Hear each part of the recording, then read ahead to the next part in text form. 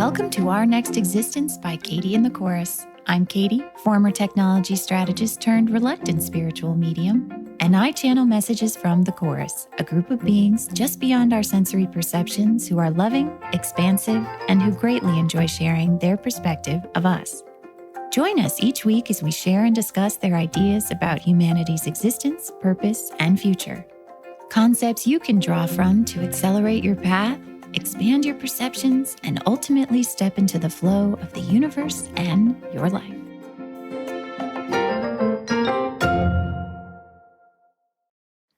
Acts of trust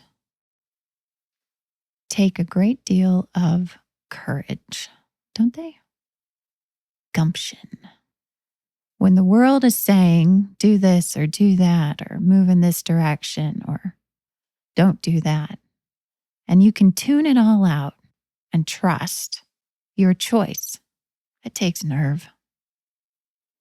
And most of the time, we think about trust in examples of trusting other people or trusting an idea or a situation, something external to us.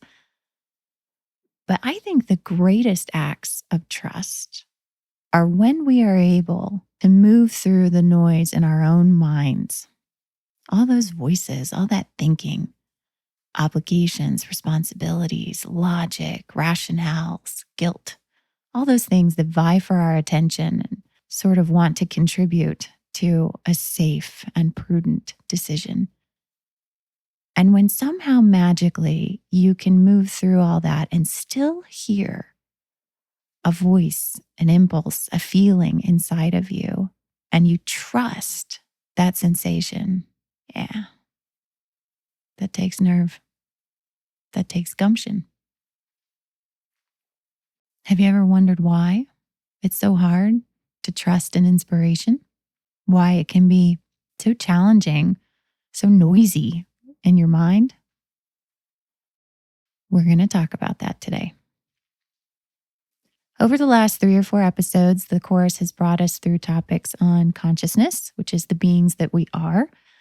And our consciousness, we chose to narrow to this experience of a human life, to have an experience of limitation. Our minds are what they view as the belief system complex, the massive architecture of beliefs that we have manifested here over time that drive the decision-making, the thinking, and the judgments that we are majority unconscious to. We are unaware of them as they act on our reality billions of times per second. And last week, we began sort of a tour of the belief system complex. The first cluster, I guess you could say, the first quadrant of beliefs being beliefs of not in control, which is fundamental to a human existence.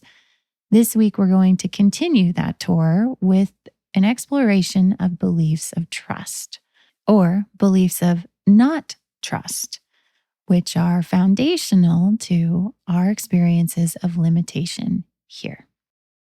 In the first part of this episode, you'll hear directly from the Chorus themselves, and then afterwards, we will discuss what they spoke about. So for now, set aside all that thinking, all that logic, and open to a sense, a possibility of trust as you listen to the Chorus.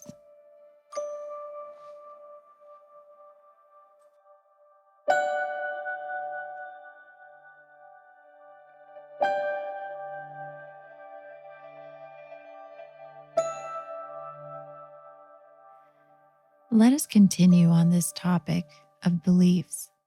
For though we will not cover all of your beliefs, each one in detail, for that would take only several million more years, but still we believe it is helpful to you to review at some length the way these belief systems function and what has been the primary drivers of your existence here and of your experiences here. Recently, we brought to consciousness the idea that there is a belief among humankind of a loss or a lack of control, and how much that contrasts our existence, our beliefs, you could say, where all things are infinitely, fluidly, lovingly, and perfectly in control. Another facet of humankind is their difficulty with trust. This may seem surprising to you as you have beliefs among your kind of being almost too trusting, of being easily misled, of being easy to manipulate. Humans often believe themselves to be vulnerable in the sense that they can be deceived. This belief that you have is a belief in lack of trust. This may sound strange to you that a belief in lack of trust should make it so easy for you to be misled or to be deceived, but allow us to explain.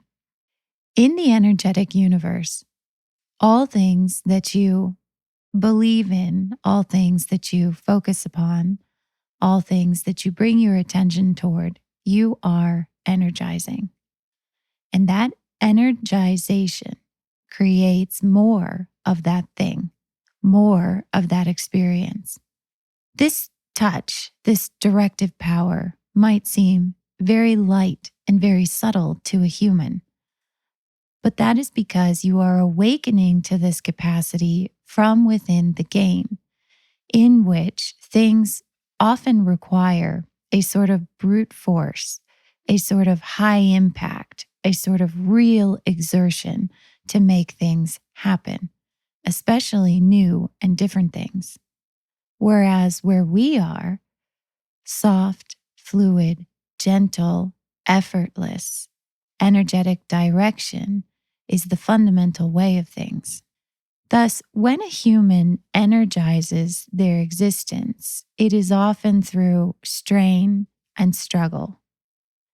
It is powerful in the sense that you are recreating more experiences of limitation and lack while having a powerful experience of limitation and lack, in the sense that you are energetically depleting yourself over the course of trying to achieve that which you are attempting to create. Let us take then the example of your belief in a lack of trust. By believing that things are not often worthy of trust, that they can be deceptive, that they can be malicious, that their intent might be hidden from you, what you create are experiences of being misled, of being deceived, and of being damaged or affected in some way by hidden intent from those around you. It is by your belief in these things that you manifest these experiences of things not being worthy of trust. And it is by your experience of these things that you build more beliefs about the validity of their existence. As the manifestations pile up, you have more and more things to point to on the five senses spectrum to justify your belief in things not being worthy of trust. As you do so, you develop more and nuanced beliefs about how to manage a universe, an environment, a reality where things can be so without trust. You create mechanisms for uncovering the truth. You create processes, many of which you are still unconscious of, in which you try to assess or understand for yourselves whether or not a thing is trustworthy at the outset. Thus, humanity, in its strong, unconscious, layered, and colossal beliefs that things can be not worthy of trust, continues to manifest for itself experiences of things violating trust. This is a perhaps defining characteristic of humankind. There are many who have approached you in an effort to bring loving energies to your perceptions. But by your belief systems of being unable to trust things that are new and unknown, you manifest most creatively ways of feeling deceived by those who have approached you. You find this no more so now than in experiences with each other. For as you are awakening to all that you are also awakening to these belief systems. And as you do so, you will find exacerbated examples of lack of trust in your environment that draws your conscious attention to this repeating pattern and what might be the driver behind it. There are many of you who are sensing now in your particularly recent era that though many are pointing out to you more and more and more and more reasons to feel upset, to feel deceived, to feel disappointed, you also feel an urge to relinquish those things. There is only so much news you can watch. There's only so many topics you can muster the energy to get upset about. There are those who are still active in the belief systems of lack of trust, who will tell you that you must remain vigilant or that you must fight in order to prevent more of these things from occurring in your perceptions. And yet, there is another part of you that is laying down the sword. We would suggest that this part of you is the expanding consciousness part of you. It is coming to the realization energetically of what you are energizing with your attention and your energetic expenditures here in the game. And so, though you may not have yet had many conscious thoughts as to why you turn off the news more than you did before, as to why you walk away from certain conversations without even really thinking about it, this is happening behind the scenes. Awakening is not always first a thought and then a manifestation on the five senses spectrum. Awakening is often coming to conscious recognition of a thing that you have already been doing for some time. This is, perhaps you could say, the magic of what we do here. We are not givers of to-do lists. We will not give you a litany of things that you must do in order to awaken. Rather, we are here to assist you in coming to consciousness and coming to the recognition of the many ways in which you are already awakening. By giving these things names and structure and connections, what we are assisting in doing is helping you to build a new belief system, a new area of beliefs, a new complex, however you would like to describe it, that allows you to connect to more and different types of energy. It is simply reflecting to you what you are already doing. From this more expanded part of your consciousness, you will find that it is so much easier to trust one thing in particular, and that is yourself. You have an infinite connection to energy, and you have an infinitely capable guidance system that assists you in perceiving the differences between energies and choosing and following your path of preference. Though these concepts will feel new to a human who is awakening from inside the game, we assure you that these aspects of yourself are fundamental to who you are. You have given yourselves the experience of being, you might say, energetically blind. Were you an infinitely connected being, it would be impossible to be deceived. It would be impossible to be unaware of another's true intent. For when you perceive all things energetically, what you are really perceiving is the whole of the other being, their entire existence, their entire lifetime, their entire path of expansion. You see them completely for what they are and what they have been and what they are becoming. There is a wholeness in this perspective, and it is profound and expansive, and we might even suggest beyond words to describe. Humans gave yourselves the experience of being disconnected from this perception. You relinquished your abilities to understand each other in this complete way in order to have an experience of the incomplete, of the unknown. Is this not a powerful aspect of lack of trust?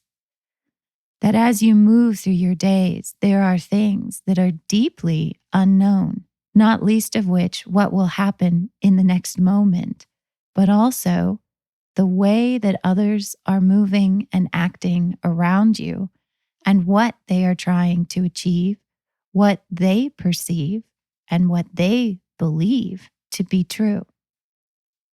This aspect of the mysterious is quintessential to what we would perceive to be human. There will come a time in the not too distant future where those beliefs relax, and instead you believe more fully in your ability to know a thing at any instant that you wish. This time will come very naturally when you are ready to move out of the experience of the mysterious and the unknown.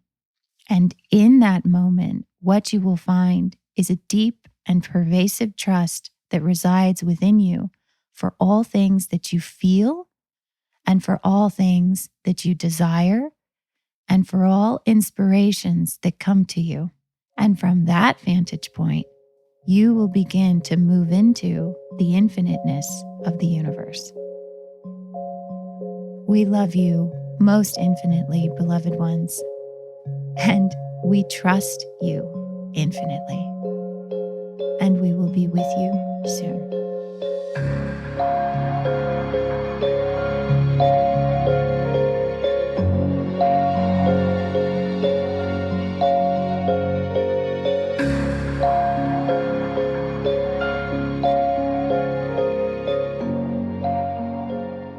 Early on, when I started communicating with the chorus, I would show up with a list of questions. Many of them were science related. There was a lot I was trying to understand about the physics of the universe, and it seemed very contained, very controlled to me that we would just leave this as a science conversation. Mysterious voices in my head. And very patiently and very enthusiastically, they would always answer all of my questions. And they would do it in such a concise way that after a matter of minutes, I had sort of run out of questions. They had given me such expansive answers that my brain in that moment did not exactly know how to follow up and to ask another question. It was sort of just like this sensation of, that makes total sense. And so then there would be a lull in the conversation. And then they would tease me and they would say, is it our turn? I would say, what do you mean? And they would say, do we get to talk about what we want to talk about now? Just teasing me on the way that humans do what we do. I would say, sure. And then they would always launch into these topics that were not only incredibly fascinating and profound, but were also sort of a next level of the questions that I had come to them with. So if I was asking them about why the universe works this way, or how come orbital mechanics does this, or stuff like that, they would always come back with sort of an exploration as to why a human believes that there are those things, why we exist in this way, why I see a solar system, things that I could not have even conceived of asking. Over time, very gradually, I learned to trust their perspective. I learned to expect in a way that I could show up with any number of questions, but if I just let them talk, if I just let us interact in the present moment, it would answer everything and more than I would have thought of in advance. As you can imagine, over time, my questions sort of lost importance. Because if you always showed up to talk with a friend and what they had to say was always 1,000 times better than the questions that you had been planning, the importance of the question sort of diminishes and just showing up for the conversation increases. And somehow, over the course of our conversations, I stopped checking on my perspective at all. I mean, when you're standing in the dazzling light of expansive beings who are completely beyond our sensory perception, it can be a little blinding at times.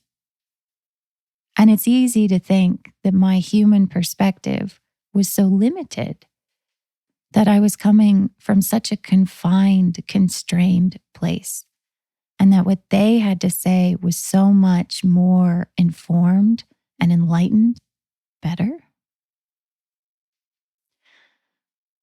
This week, the chorus took us on stop number 2 on our grand tour around the belief system complex, which is the underlying machine or energetic driver of our experience of a human life.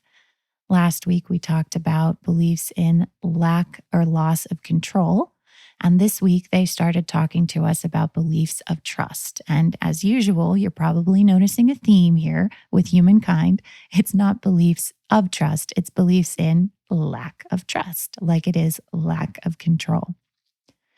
As they mentioned, most of this stuff is still unconscious to us. These beliefs are active on our existence billions of times per second. There are things that we believe that are crafting our perception of reality that we cannot name billions of times per second. We are simply active in the experience itself, living it. And we're probably aware in many ways of things that we don't trust. We may not necessarily trust members of an opposing political party. We may not necessarily always trust the weather and Mother Nature. We may not necessarily trust our kids to make the right decisions. We may not trust a wide variety of things in our environment. But as usual, what the chorus is pointing out is a deeper, more pervasive, energetic action of a belief. And moreover, how we continually re-energize that belief and create more of it in our environment. And they brought this up this week, but in actuality, we do this with all of our beliefs. It's how we maintain the structure of the game. So they said, what happens is you have a belief in things not being trustworthy. You manifest an example of it.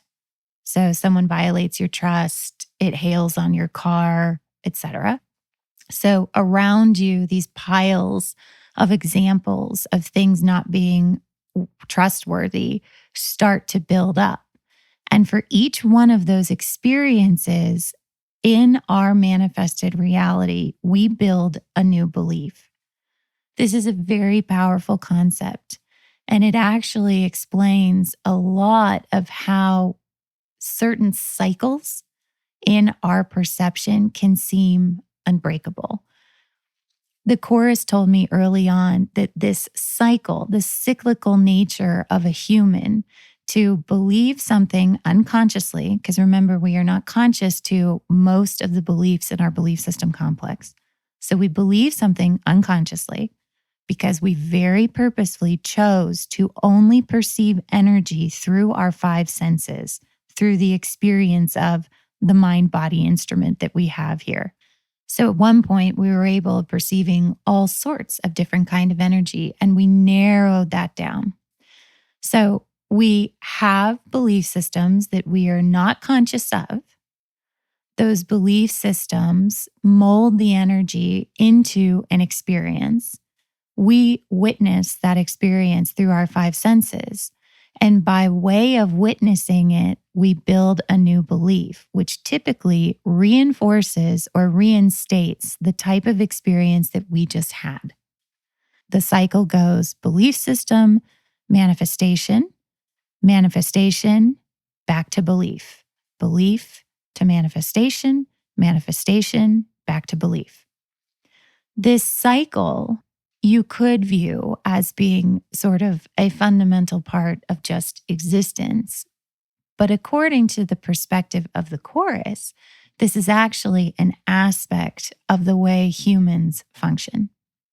This cyclical nature can be seen in repeating patterns, which they started to allude to last week, that we are beginning to become conscious of. So, not least of which, the cyclical nature of our planet and our weather systems and our seasons and the cycles of life and birth and death and etc. But also in the cycles of behavior or experiences that we may be starting to notice in ourselves, in our relationships, and in our societies. One aspect of our current era is that we have a growing fascination with and awakening to events of history. We are able to string together things that have happened over periods of time, and we begin to see how we keep doing these sorts of things. So, the rise and fall of civilizations, the rise and fall of economies, the cyclical nature of the stock market, the way that policies will expand to be more liberal and then contract to be more constrained in terms of their allowance, the overthrowing of dictators, and then the rise again of a new dictator.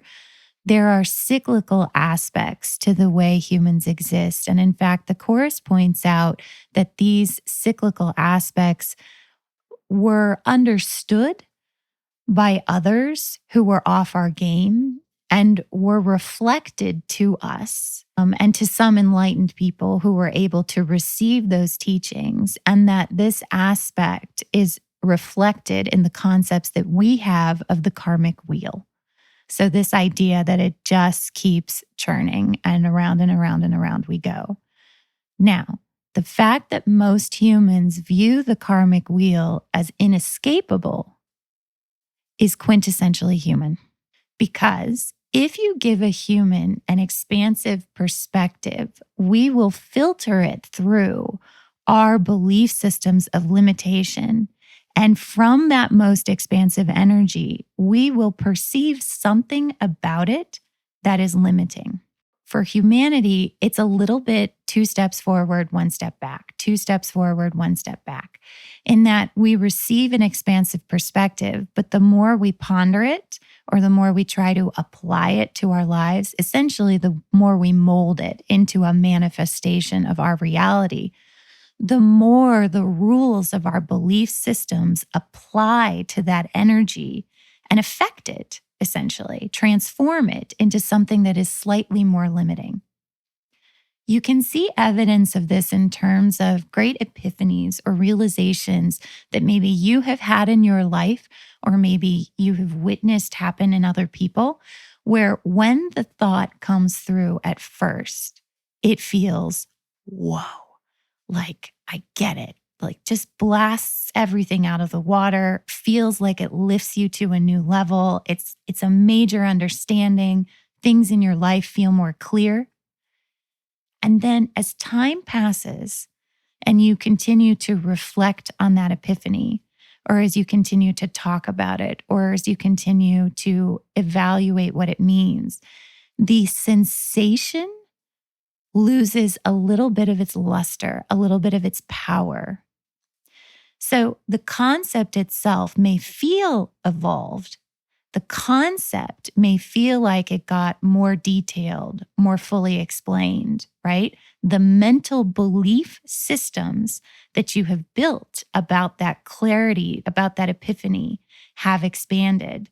And that is true. You are feeling the buildup of beliefs around that manifestation.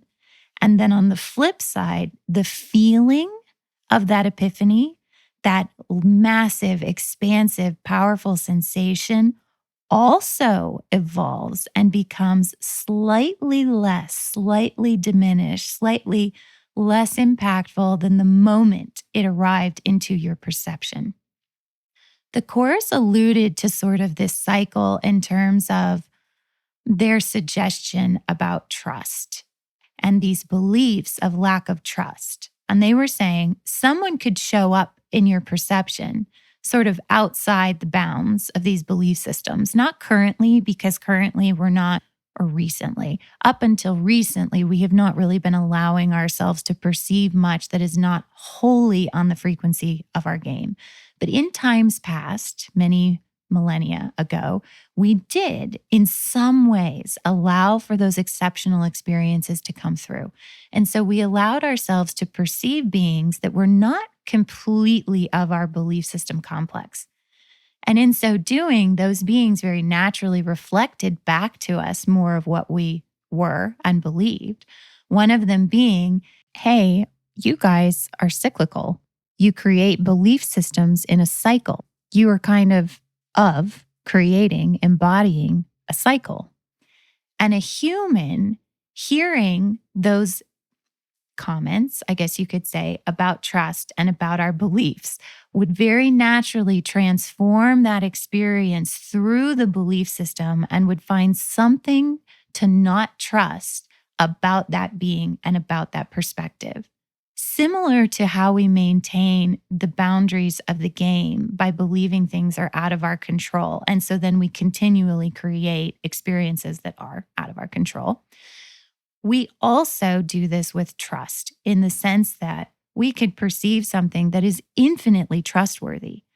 But by way of that perception being filtered through our beliefs, we will find something about it to not trust, and we will manifest an example of that. And so the Course said, hey, some people tried to point this out to you over the past, but then you found ways to not trust them. I mean, it's kind of bulletproof. It's kind of invincible. If you were trying to maintain your perception of limitation and lack, your experience of it, and you are, and you have been, we all have been, then you would not want to receive expansive perspectives. You would want to rebuff those things. You would want to somehow find a way of believing that those things need to be rejected. Otherwise, you would receive the fullness of an expansive perspective, and it would completely violate your experience of limitation here in the game. So then what do humans trust? Let's play the same game that we did last week with control. When do we feel in control? When do we not energetically? Let's do the same thing right now, energetically. What's happening when we do trust something? And it's very similar to last week. You'll understand this structure more and more as you see it play out over and over again. When we do trust something, it is something that fits very perfectly and very neatly into the existing set of manifestations that constitute our experience here. So I'll give you an example. Let's say you meet someone for the first time. You don't know anything about them. And you guys have been set out to work on something together. So you've recently met each other and now you have to work on something together. Ergo, you have to make decisions jointly. And there's going to be some times where you're going to need to simply trust what the other person wants to do. So let's say the first week passes and you have a series of manifestations in which you and this other person do stuff, whatever that stuff is. We're not going to focus on the manifestations right now. We're focusing on what's happening energetically. Energetically, you are creating together an experience of shared beliefs that tie into the belief system complex that you both share of the game. So the more you have conversations, which is a manifestation, the more you do things for this project together, which are manifestations, the more you are basically stacking up a connection between you both and the existing context. And in so doing, you allow yourself to access more and different beliefs from within the belief system complex that fit this new dynamic. What was once unknown about how this person might behave or might make choices is now known. It's like a little pathway. It's like you just met this person, and now there's a little pathway about this person, a series of manifestations that tie in all directions. They're like, each of them's like a little spoke in a wheel, right? So here's the first manifestation, and it ties into maybe 100 different beliefs that you have about how people should behave or can behave or what is trustworthy. But energetically, what is happening is that person is tying into your existing context in a way that you are assessing, determining, and then believing. So you and this person go into the second week. And now the second week, you already have this little pile of manifestations growing about how this person behaves and how that connects to the things that you believe. And then the second week happens and you get a little bit bigger pile. And then the third week happens and you get a little bit bigger pile. Now, in your pile of manifestations, you may tie into beliefs of not trusting this person, or you may tie into beliefs of trusting this person, right? Some of the stuff you like, some of the stuff you may not like. Let's go with the example of trust for this purpose and say that for each pile of manifestations that gets added on each week, there are more things that you quote unquote trust than there are things that you don't trust. So over time, by the end of the year of working with this person, your pile of manifestations is pretty big. And so this pile of manifestations is connected into all sorts of aspects of your belief system complex and your context. And in that context, you say, yep, I got it. I trust this person. I have seen what they do in all of these other instances, essentially. I trust them. And in this case, energetically, what that means from a human perception of manifestations is that you have created a fit. You've created an expanded context into which this person now assimilates into your life in a way that aligns to the things that you already believe. Now, energetically, what happens when we do not trust? When we do not trust, what happens is that we deem things in those piles of manifestations to be different than the choices that we would have made, and most likely to be of lesser quality or to be less desirable than the decisions that we would have made. So by the end of the year, where in one case, those pile of manifestations are like, yeah, this fits beautifully into my context. In the other situation, by the end of the year, what you are saying is that these belief systems that this person has are so different from the ones that I have and I prefer that I do not trust them. I do not believe that they will do what I have in my context. And that is true. So now, what would the chorus say about what just happened between you and that other human? They've been looking down at you when they saw that energetically you two were creating a giant pile of manifestations. And as you were creating manifestations, you were creating beliefs, the same cycle, right? And in one case, you liked that pile of manifestations and approve of it. And in the other case, you do not like that pile of manifestations. You do not approve of it and you do not trust that person. The chorus would say that in each case, you are simply activating beliefs of a lack of trust. So though you feel like you trust the person in the first scenario and you don't trust the person in the second scenario, to them, at a sort of panned out, more expanded viewpoint, really what they are saying is that you are still experiencing beliefs of lack of trust. And that is because from their vantage point, you as the human needed that pile of manifestations, needed that time to pass, and then needed to run all those manifestations through your judgments in order to determine whether or not you feel someone is trustworthy. The end output is what a human will focus on. I trust that person today. I don't trust that person today.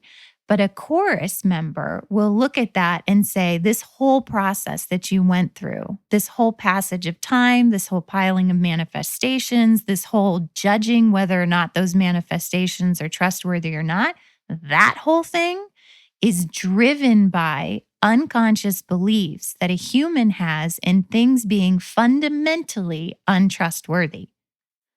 And I will point out that though you will say, I trust this person at the end of the year in scenario A, really that is still subject to the nature of time. You and I both know that that person could do something the next day that would violate your trust.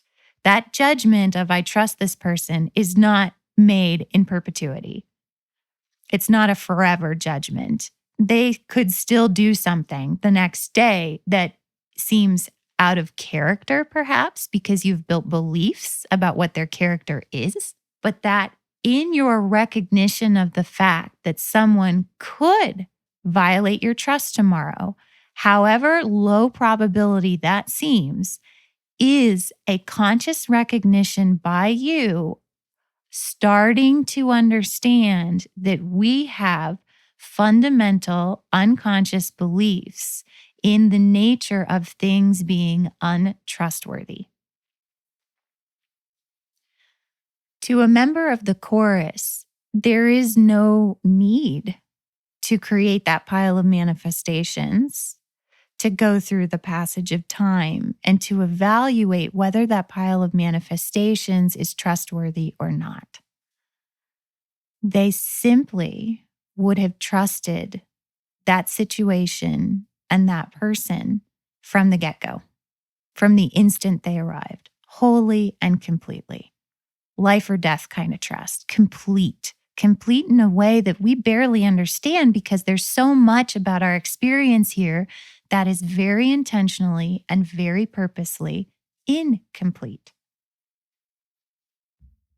And then this is sort of where they made their next point, which is they can trust that situation and that person wholly and completely because they have a different perspective of that person and that situation where nothing is hidden from them. They receive energetically the entirety of another being in the instant that they connect with that other being, including us, including me. But we don't. There are things that we cut ourselves off from the perception of, and this is the origin of our idea that we could be deceived because we gave ourselves a very, very, very limited view of the universe. And so things surprise us. We don't get a full sense of a person and their entire energetic being when they walk into the room and we shake their hand for the first time. We are able to see them. We are able to hear them. We are able to maybe touch them if we shake their hand or give them a hug or an embrace. But that's it. And as you now know, those manifestations are the end result of a very long journey that the energy took through all sorts of belief systems and filtering before it could land on the frequency of our five senses. But we don't see the whole trajectory. We don't see the whole person that they are, let alone their whole game piece and what their intentions are here and now in this lifetime. And so we get surprised because we filter all of that information on the five senses spectrum through our belief systems and we draw a conclusion. And that conclusion may be accurate or it may not. And it is often not because you are filtering what you view about that person through your belief systems. And your belief systems have a fundamental structure to them that believes in things being untrustworthy. So, does the cycle feel a little inescapable? I get that, right? How do we get out of this? I mean, if my experiences build beliefs and my beliefs dictate my experiences, if I am stuck on this wheel, how can I ever trust someone the way the chorus trusts someone without escaping from this limited perspective, right?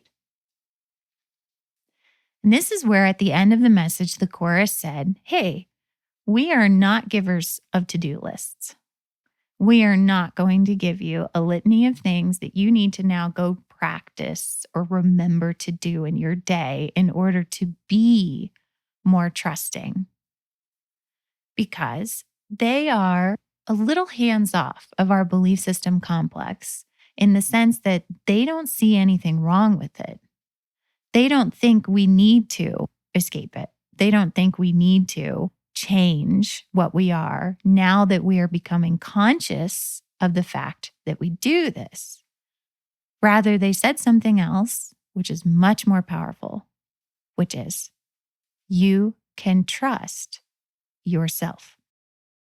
If you want to know the best energetic loophole in this whole game and in this whole structure, it is the love and the trust of yourself. Emotions is not something we've really gotten into yet, but we will. We sort of skirt past them in each of these episodes so far, but we're approaching it. And one of the things that you will learn about emotions is that it is our fundamental ability to perceive the differences in energy, which we could not disconnect ourselves from even here in the game. It still shows up. It shows up in a limited and diminished way, but we still have them. Humans have emotions. That is our read on the energetic aspects of the universe that persists even in an experience of great limitation like we have created here. So, if you can think about the emotion of self-trust, what is that? Energetically, what is happening when you trust all the inklings, all the ideas, all the things you say, all the things you do, all the things you forget to do, all of it? Every bumpy, lumpy aspect of who you are. What if you trusted all of it? What is that sensation? That sensation is an allowance of energy. It is an opening. It is a doorway, you could say, through which the energy comes through to you more purely. It sort of softens your activation of all the belief systems, essentially all the thinking that we do all day, which constructs our reality. Have you ever had a moment where trusting yourself seems a little irrational? Where you don't know why you feel the way you do, but you just do and you actually allow that? That is a perfect example of your choice of allowing the energy to come directly through to you, then through the thinking process of the belief system complex. It's like an alternate pathway through the database. Another analogy, another way to say that is that when you trust yourself, you are actually expanding outward to the furthest parts of your being and the utmost of what you can energetically perceive.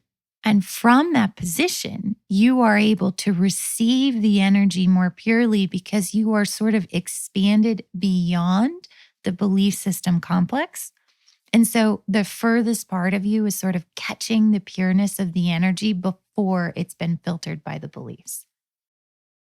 Whichever way you prefer to look at it, either it's a loophole, it's a shortcut pathway of the energy directly to you, or it's an expansion of yourself outward to the energy, whichever direction works best in your imagining is fine. But the point is that self-trust is an experience of stepping into flow. When you trust yourself, that feeling of trust is a sensation of flow where you may not have a reason why you're doing it or why you're not doing it, but you simply feel like that's what you want to do. And if you want to know how to fundamentally change the world that you live in, it's by simply trusting yourself. And in trusting yourself, you will begin to manifest more things in your environment to trust. Now, going back to what we talked about last week, does that mean you start trusting yourself and then a portal opens up and you leave this crazy planet and go to a planet where there's more trustworthy people? That might be a human conception of how that shift occurs. But as we have been touching on very gently over the last few weeks, the infinite is possible in all aspects of creation, including yourself and including all those crazy people that you're surrounded by.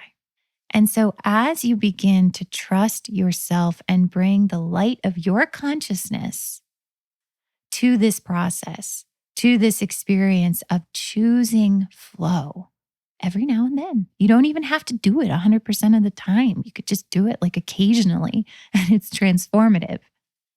That experience will cause a shift in the energy that you attract to yourself. And so all those crazy people that you're surrounded by will suddenly, maybe gradually, become a little less crazy, a little more reasonable, a little more logical, a little more trustworthy from the infinite that is possible within each and every aspect of creation. You will draw to yourself more things that are trustworthy. The perception, the experience of the trustworthy aspects of those things that you are surrounded by, not because you made a pile of manifestations and decided to evaluate it and decided you have changed your opinion and now those things are trustworthy. That is a very brain-based, that is a very five senses way of doing that process. And it works. It's the same output, but it's a little different than simply choosing to trust, stepping into that energetic flow, and then watching as things to trust begin to appear more and more and more in your life as it exists today. So let's go back to that moment in time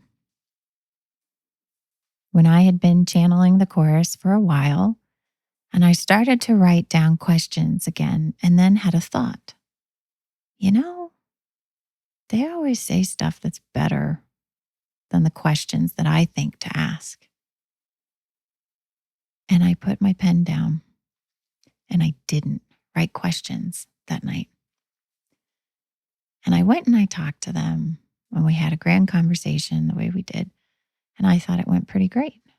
And so the next time I didn't think about what I wanted to ask. I just connected to them. And then again and again and again. And fast forward a few years, and my head was full of the opinions of all sorts of other beings. But I really didn't have much to say for myself. There wasn't much of my voice in the mix. Now, you could view that as an experience of trust. I was learning to trust the chorus more, perhaps.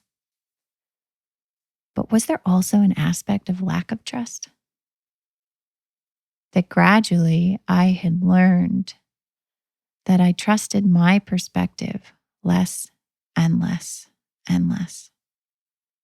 Quintessentially human, you could say. And then many years later, I sort of had this moment of, what the hell? I may not be a glowing, expansive, infinitely loving member of the chorus, but I'm me, and I am part of creation too. And I have a perspective. In fact, it's a perspective that none of them have because none of them are human. And so I have a uniqueness. I have a uniqueness due to my participation here on these frequencies. I have a uniqueness due to my unique creation.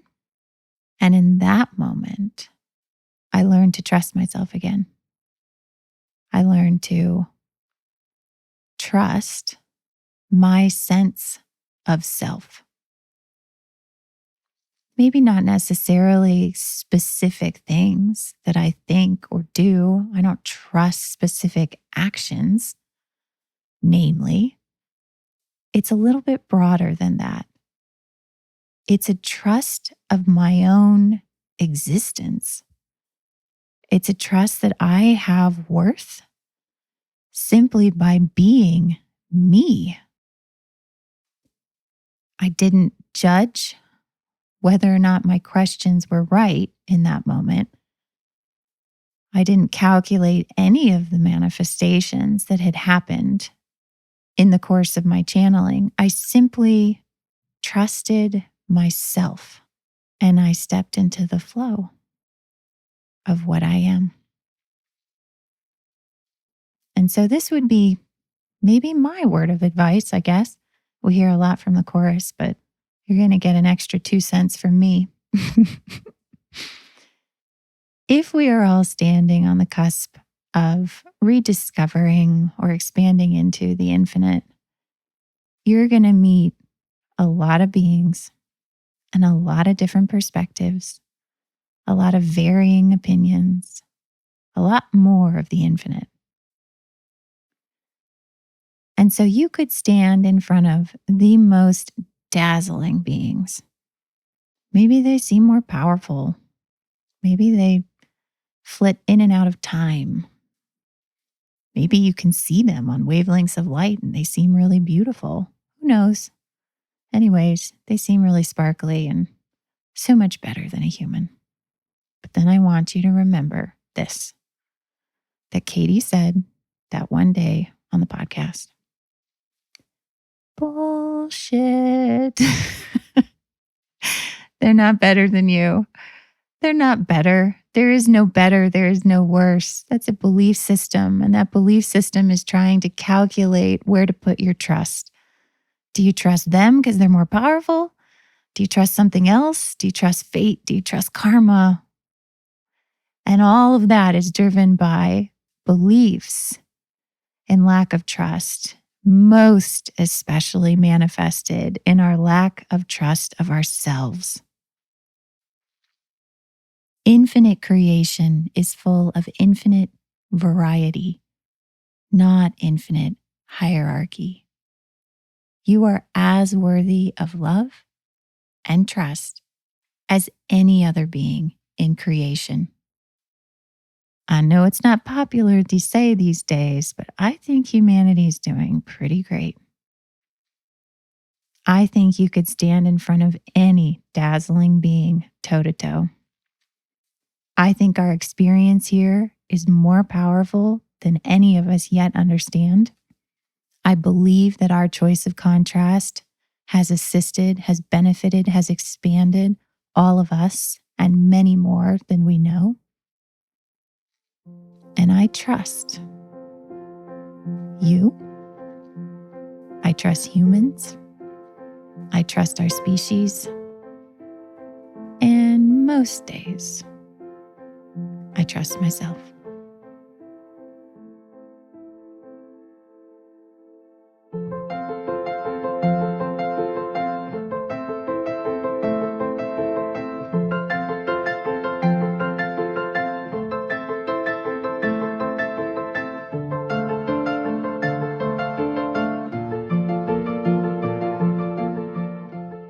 Thanks so much for listening. We hope you found these messages to be helpful. May they accelerate you on your path wherever you'd like it to go. For more information, check out our website at katieandthechorus.com. There you will find show quotes, episode transcripts, details on our book, The Book of Human Awakening, as well as our newsletter sign up. Visit katieandthechorus.com. Thanks again. See you next time.